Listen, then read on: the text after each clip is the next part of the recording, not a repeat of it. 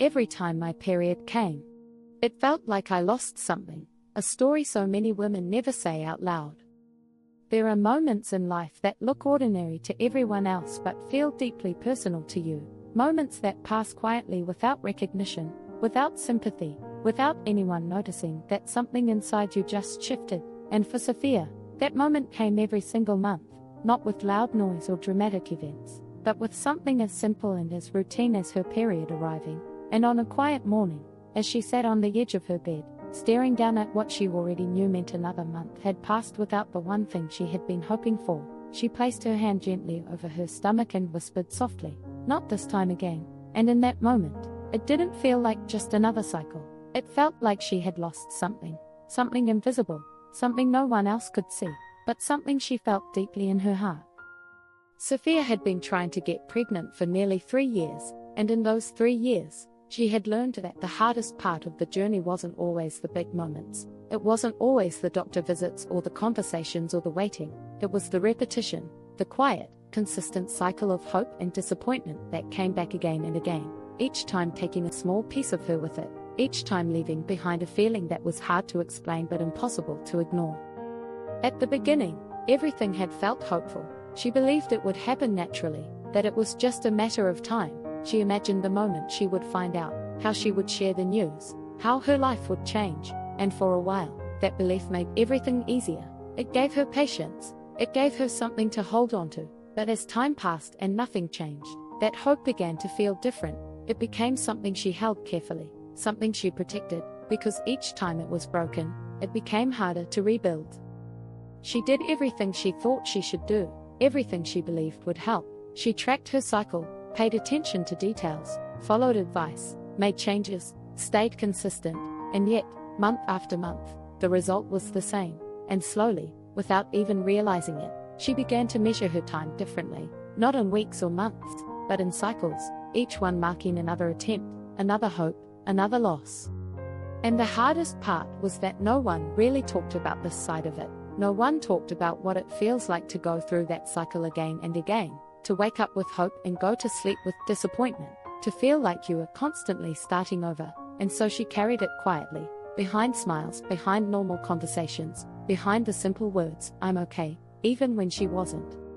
There were moments that stayed with her, moments that seemed small but felt significant, like the time she would calculate dates in her head while talking to someone, or the moment she would feel a small symptom and allow herself to hope, only to have that hope taken away, or the nights she would lie awake, her mind going over everything she had done, wondering if she had missed something, if she could have done something differently. And over time, those moments began to change how she felt, not just about the journey, but about herself. She started to feel like she was failing, like her body was not doing what it was supposed to do, like she was somehow falling behind. And those thoughts, quiet as they were, began to affect her more than she realized.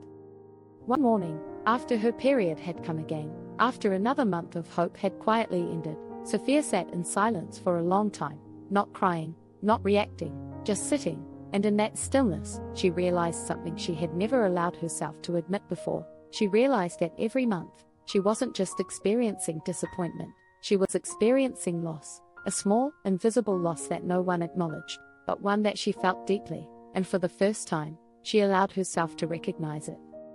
That realization didn't make the pain go away, but it changed how she understood it. It gave her a sense of clarity, a way to see her experience not as something she was failing at, but as something she was moving through, something that deserved compassion, not judgment.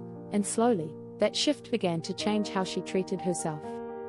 Instead of pushing her feelings away, she allowed them to exist. She allowed herself to feel the disappointment, the sadness, the frustration, without telling herself she shouldn't feel that way. And in doing so, she felt something she hadn't felt in a long time, a sense of release, not because the pain was gone, but because she was no longer carrying it alone inside herself. She also began to take care of herself differently, not as someone trying to fix a problem, but as someone who needed support. She created space in her day, moments where she wasn't thinking about what hadn't happened, moments where she allowed herself to rest, to breathe, to simply be, and slowly, she began to feel lighter, not completely, but enough to notice the difference.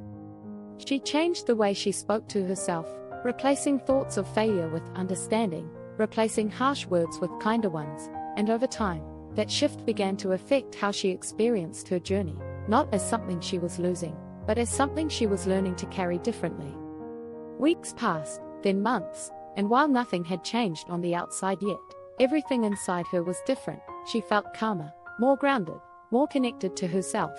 She wasn't living in constant disappointment anymore. She had found a way to move through her journey without losing herself in it.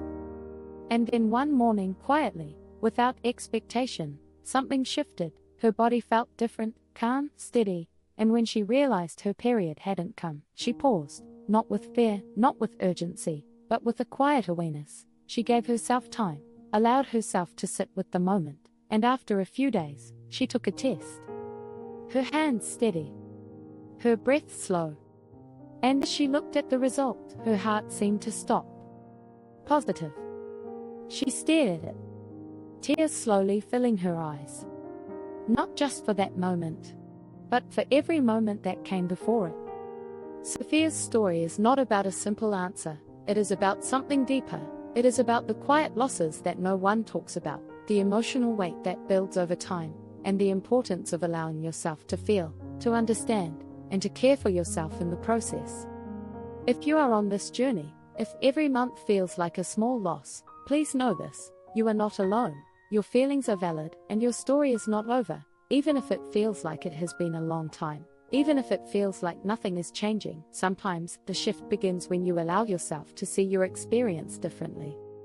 So take a moment, not to give up, but to be gentle with yourself, to acknowledge what you are feeling, to care for yourself in ways you may not have before. And if this story touched your heart, take a moment to like this video, subscribe to the channel, and turn on notifications so you don't miss more real and supportive fertility content, and share your thoughts in the comments, because your story matters. Your voice matters, and you are not alone.